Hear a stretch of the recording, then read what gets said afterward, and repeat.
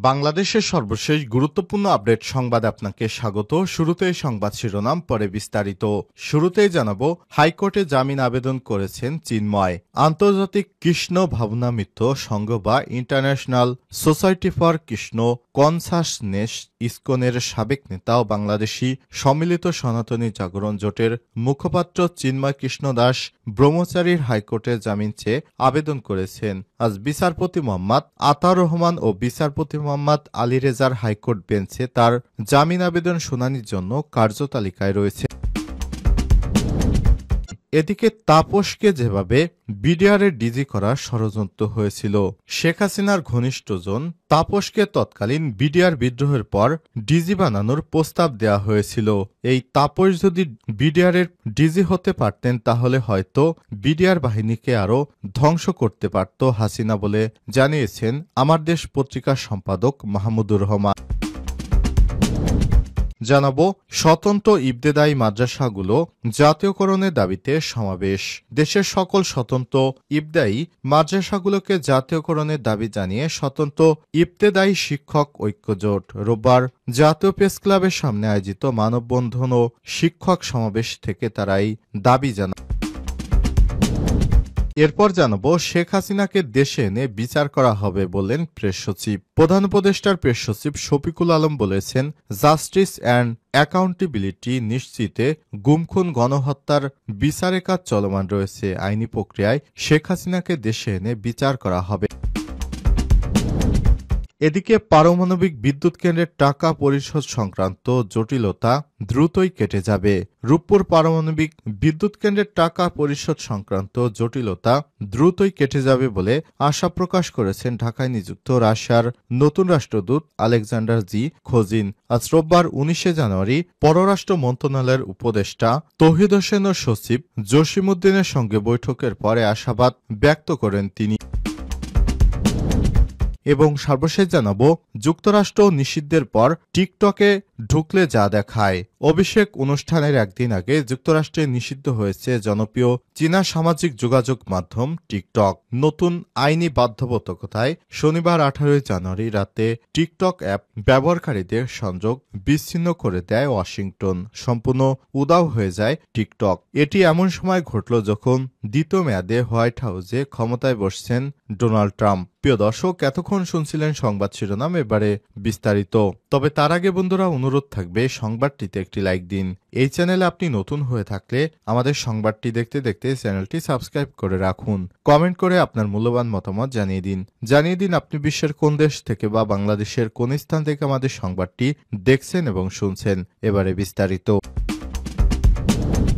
শেখ হাসিনাকে দেশে এনে বিচার করা হবে প্রেস সচিব। প্রধান উপদেষ্টার প্রেস সচিব শফিকুল আলম বলেছেন, জাস্টিস অ্যান্ড অ্যাকাউন্টেবিলিটি নিশ্চিতে গুম-খুন ও গণহত্যার বিচারের কাজ চলমান রয়েছে। আইনি প্রক্রিয়ায় শেখ হাসিনাকে দেশে এনে বিচার করা হবে। শনিবার ইসলামী বিশ্ববিদ্যালয়ের ইবির বীরশ্রেষ্ঠ হামিদুর রহমান মিলনায়তনে প্রশাসন ও বিশ্ববিদ্যালয় সাংবাদিক সমিতি ইবিসাসের যৌথভাবে আয়োজিত জুলাই বিপ্লবের আকাঙ্ক্ষা ও গণমাধ্যম শীর্ষক সেমিনারে প্রধান আলোচকের বক্তব্যে এমন কথা বলেন তিনি বলেছেন, শেখ হাসিনা যেভাবে তার বাবার খুনিদের খুঁজে খুঁজে দেশে এনে বিচার করেছে, আমরাও সেভাবে জুলাই আন্দোলনের খুনিদের খুঁজে খুঁজে দেশে এনে বিচারের মুখোমুখি করব। জুলাই বিপ্লবের জন আকাঙ্ক্ষায় বাংলাদেশ গড়তে অন্তর্বর্তীকালীন সরকারের প্রত্যাশিত রাষ্ট্র সংস্কারের কাজ করছে বলে উল্লেখ করেছেন তিনি। প্রেস সচিব বলেছেন, আন্দোলনে এই বিশ্ববিদ্যালয় গুরুত্বপূর্ণ ভূমিকা রেখেছে। এই ইমেজ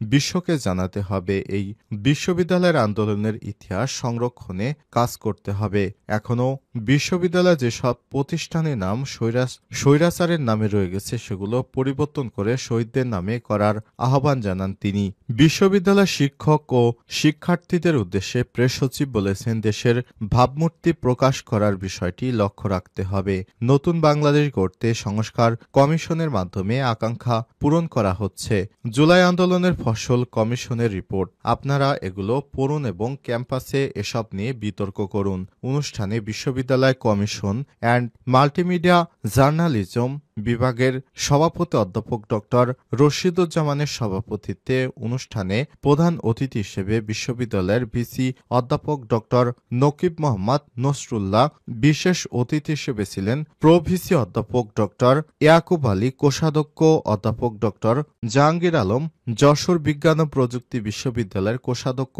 অধ্যাপক ডক্টর হুসাইন আল মামুন। আলোচক হিসেবে বক্তব্য দেন বাংলাদেশ সংবাদ সংস্থার বাসুসের বিশেষ সংবাদদাতা এস.এম. রাশিদুল ইসলাম। সেমিনারটি সঞ্চালনা করেন বিশ্ববিদ্যালয় সাংবাদিক সমিতির সাধারণ সম্পাদক তাজমুল হক জাইম। হাইকোর্টে জামিন আবেদন করেছেন চিন্ময়। আন্তর্জাতিক কৃষ্ণ ভাবান্বিত সংঘ বা international society for Krishna consciousness ইসকনের সাবেক নেতা ও বাংলাদেশ সম্মিলিত সনাতনী জাগরণ জোটের মুখপাত্র চিন্ময় দাস ব্রহ্মচারীর হাইকোর্টে জামিন চেয়ে আবেদন করেছে। রোববার বিচারপতি মোহাম্মদ আতোয়ার রহমান ও বিচারপতি মোহাম্মদ আলী রেজার হাইকোর্ট বেঞ্চ তার জামিন আবেদনটি শুনানির জন্য কার্যতালিকায় রয়েছে।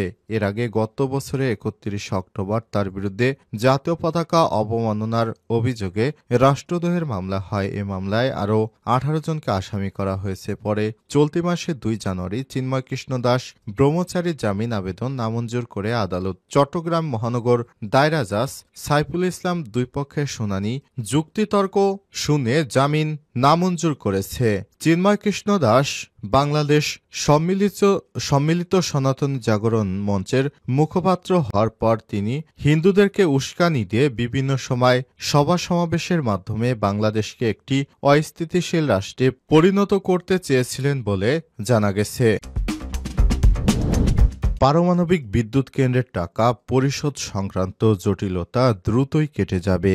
রূপপুর পারমাণবিক বিদ্যুৎ কেন্দ্রের টাকা পরিশোধ সংক্রান্ত জটিলতা খুবই দ্রুতই কেটে যাবে বলে আশা প্রকাশ করেছেন ঢাকায় নিযুক্ত রাশিয়ার নতুন রাষ্ট্রদূত আলেকজান্ডার জি খোজিন। রোববার ১৯ জানুয়ারি সকালে পররাষ্ট্র মন্ত্রণালয়ের পররাষ্ট্র উপদেষ্টা তৌহিদ হোসেন ও সচিব জসিমউদ্দিনের সঙ্গে বৈঠকের পরে আশাবাদ ব্যক্ত করেন তিনি। নতুন রাষ্ট্রদূত বলেন, এ বিষয়ে কাজ করছে কারিগরি দল। স্থানীয় মুদ্রাসহ সার্বিক সম্পর্কের বিষয় ইতিবাচক রয়েছে উভয় দেশ। এ সময় তিনি আরও বলেছেন, বাংলাদেশে কৃষি এবং জাহাজ নির্মাণ শিল্পে লোক নেবে রাশিয়া, তবে তার আগে এই নিয়ে বিস্তারিত আলোচনা করে বাংলাদেশের সঙ্গে রাশিয়া চুক্তি করতে চায় বলে জানিয়েছেন তিনি আরও বলেন, ভিসা পদ্ধতি সহজীকরণ সহ বাংলাদেশ থেকে আরও দক্ষ জনশক্তি নিতে আগ্রহী রাশিয়া।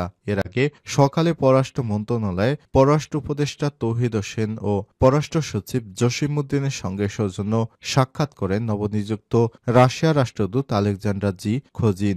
এ সময় তারা বাংলাদেশ ও রাশিয়ার মধ্যে বাণিজ্য ও বিনিয়োগ সহ বিভিন্ন ক্ষেত্রে বিদ্যমান দ্বিপাক্ষিক সম্পর্ক বৃদ্ধি সহ প্রয়োজনীয় পদক্ষেপের কথা জানান।